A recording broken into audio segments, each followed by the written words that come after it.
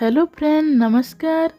आज मु एपरी blouse fitting करी जेपरी ब्लाउज केबे भी फिटिंग रे खराब हेबो नहीं। तो चलतु वीडियो को स्टार्ट करवा।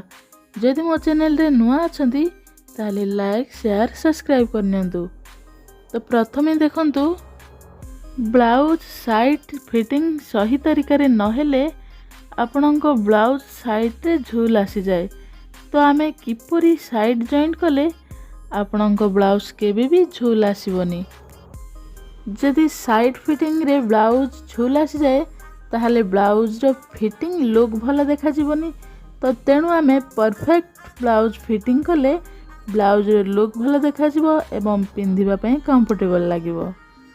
इथि हमरो ब्लाउज रो फिटिंग हेउची 28। तो 28 को आमे चारि भाग करबा।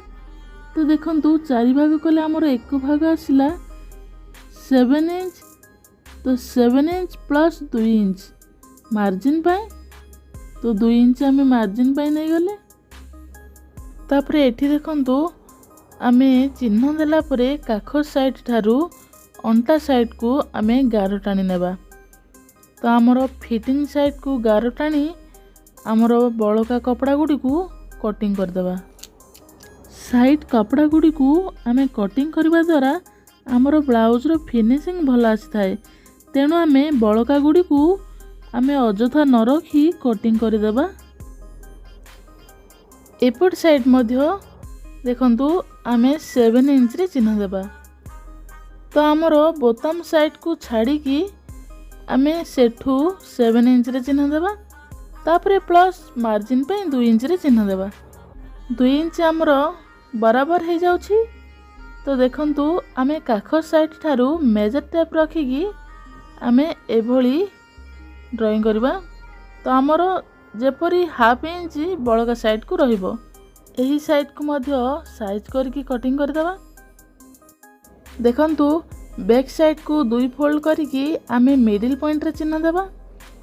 तापरे फ्रंट साइड बैक साइड ऊपर रखी की आमे देखंतु मिडिल पॉइंट रे रखी की आमे 2 साइड को मापिबा। जदि हमर कपड़ा बराबर आसी जाउछि तेबे ठीक अछि। जदि आसु नाही ताहले हमर बळका कपड़ा गुडी को कटिंग करि देबा। देखंतु एभली हमर अल्प किछि बळका थिबा कपड़ा को कटिंग करि देबा। एपट साइड को मध्य सेम मेजरमेंट नै कटिंग करबा।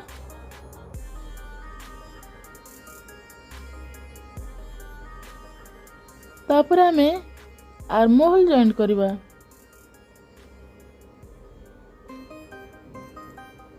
तो देखंतु आर्म होल साइड को आमे एठी मोरो 5 इंच अछि। तो हाथ मोहरी हमरो 5 इंच तापर प्लस 2 इंच हमरो बराबर अछि कपड़ा। तो मु अंदर साइड कपड़ा को सिलाई करनेबी। तापर आमे उल्टे नेबा। कपड़ा को आमे 2 सूता अनुसार सिलाई कर नेबा। तापर आमे ब्लाउज को उल्टे नेबा। ताहले हमरो सिलाई पटड़ा भीतर साइड को रहइबो। तो देखंतु एई भली भाबरे आमे साइड को जॉइन करबा। साइड जॉइन कला परे आमे अल्प कपड़ा गुडी को फिनिशिंग आसीबा पई कटिंग कर देबा। कपड़ा को कटिंग कला बेले आमे जेपरी ध्यान रखिबा हमरो सिलाई जेपरी कटिंग न हेबो। तो आमे 2 साइड को एभली सिलाई करिकी आमे भीतर पटु को उल्टे नेबा। देखंतु हमरो आरो साइड मध्य हमरो हाथ मोहरी 5 इंच रे चिन्ह देबा। तापरे प्लस 2 इंच मार्जिन पे चिन्ह देबा। तो हमरो एपट साइड भी बराबर अछि। तापरे आमे 2 सूता अनुसार सिलाई करबा। 2 साइड कपड़ा सिलाई हला परे आमे कपड़ा को उल्टे नेबा। तापरे आमे सेही सिलाई ऊपर को गोटे सिलाई करि नेबा। ताहले जाय कि हमरो कपड़ा फिनिशिंग आसीबो। उल्टे की कपड़ा को सिलाइला परे आपणको ब्लाउज किपरि फिनिशिंग आसुची आपण माने जानि परिबे। तो देखंतु एठी मु उल्टे की गोटे सिलाई पके नेली। तो देखंतु किपरि फिनिशिंग आसिला।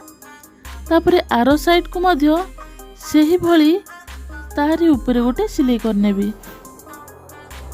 ब्लाउज फिनिशिंग कले आमर ब्लाउज लुक भल आसी थाए। तेणु सबु बेले चेष्टा करिवे ब्लाउज फिनिशिंग करबा पई।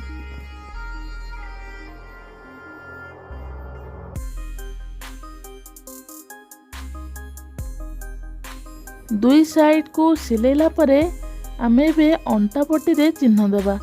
तो देखंतु आमर फिटिंग साइड अच्छी 28।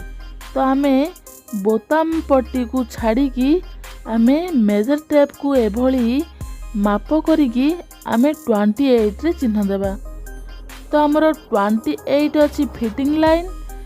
तो आमे एभली बड़का कपड़ा को 4 फोल्डिंग करी आमे मेजर टेप रखी मापिबा। तो आमर 1 इंच अधिका हेउची। तो आमे साइड को एभली 1 इंच रे चिन्ह देबा। तो देखंतु मु एठी 1 इंच रे चिन्ह देली। तापरे एभली साइड को आमर आर्महोल साइड को मध्य 1 इंच रे चिन्ह देबी। एभली चिन्ह देकी आमे सीधा गार टाणी नेबा।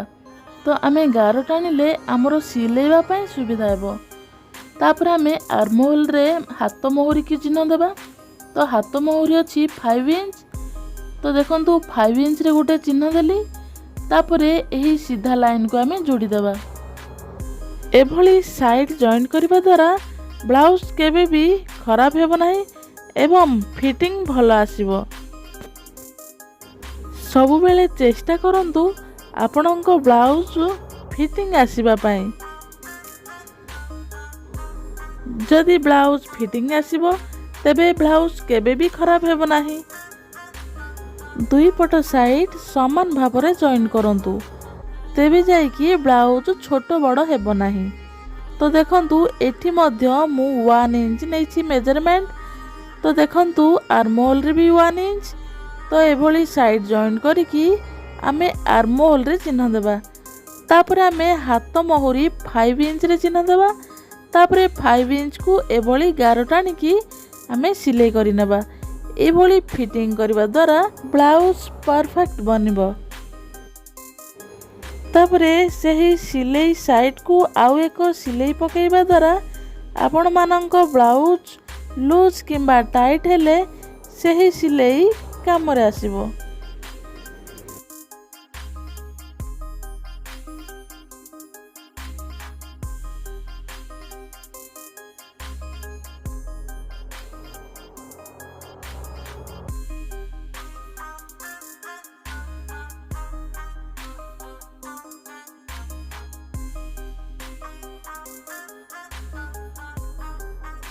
एपरी ब्लाउज फिटिंग कले आपणको ब्लाउज केबे भी खराब हेबो नाही एवं फिटिंग मध्य भल आसीबो। आशा करूछि ए वीडियोटी आपण मानकु निश्चित भल लागिबो। जदि भल लागे ताहले लाइक शेयर सब्सक्राइब करंतु। वीडियो को फुल वॉच करथिबारु आपण मानकु बहुत बहुत धन्यवाद।